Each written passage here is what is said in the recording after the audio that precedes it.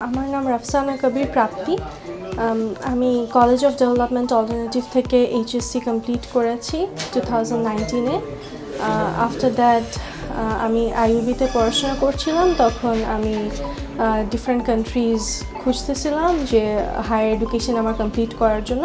তখন আমি ইটালির ব্যাপারে জানতে পারি, আর সোশ্যাল মিডিয়া থেকে, ফেসবুক থেকে আমি সানরাইজ এডুকেশন কনসালটেন্সির ব্যাপারে জানতে পারি। তারপর আমি ওদের সাথে ফোনে কথা বলে আমি অফিসে আসি এবং সাইফুল ভাইয়ের সাথে আমি কথা বলি, বলে আমার কাছে ভালো লাগে এবং আমি আমার পেপারস, ডকুমেন্টস ফেব্রুয়ারিতে জমা দিই। এখানে আমার সার্টিফিকেটস, আইএলসের পেপার সব কিছু আমি জমা দিই। তারপর ওনাদের সাথে আমি কন্ট্যাক্টে থাকি এবং আমার সাবজেক্ট আর ইউনিভার্সিটি আমি চুজ করি।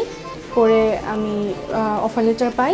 পাওয়ার পর আমি অগাস্টে ভিসার জন্য অ্যাপ্লাই করি এবং 2 মাস পর আমার ইন্টারভিউ কল আসে। আমি ইন্টারভিউ দেওয়ার পর পাসপোর্ট কালেক্ট করি 2 মাস পরে।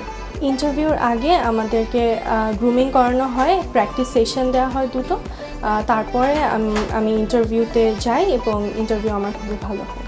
আমি ইটালিতে ব্যাচেলার্স শেষ করে তারপর আমি ক্যানাডার জন্য মাস্টার্সের জন্য অ্যাপ্লাই করতে চাচ্ছি। আমার সাবজেক্ট হচ্ছে ইনফরমেশন ইঞ্জিনিয়ারিং।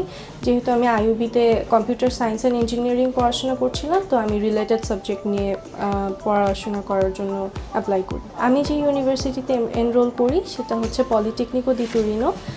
এটা একটা টোটালি ইঞ্জিনিয়ারিং ইউনিভার্সিটি, এই জন্য আমি এই ইউনিভার্সিটিটা চুজ করি। আর আমার সাবজেক্টটা বাংলাদেশে খুবই রেয়ার, সো এটার জব অপরচুনিটিসটা হয়তো বাংলাদেশে অনেক ভালো হবে, এটা বিবেচনা করি আমি এই সাবজেক্টটা চুজ করি। আমার হোল প্রসেসিংয়ে সানরাইজ অনেক হেল্প করে আমাকে।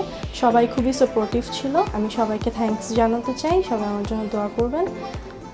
Thank you.